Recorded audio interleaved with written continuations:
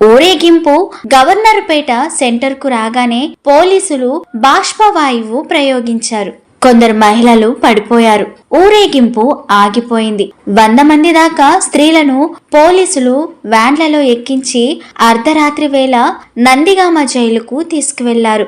అధ్యక్షురాలు డాక్టర్ కొమర్రాజు అచ్చమాంబ, కార్యదర్శి మానికొండ సూర్యావతి గార్లను డిటెన్యూలుగా కడలూరు జైలుకు పంపింది ప్రభుత్వం.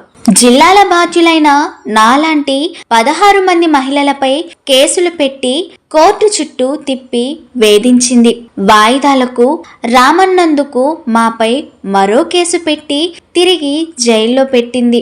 కేసు విచారానంతరం శిక్షలు, జరిమానాలు విధించింది.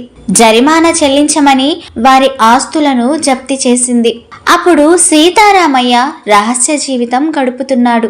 ఇంటిపై రోజు పోలీసు దాడులు, వస్తువులను ధ్వంసం చేయడం, సీతారామయ్య ఎక్కడున్నాడని వేధించడం వారి నిత్య కృత్యమైంది.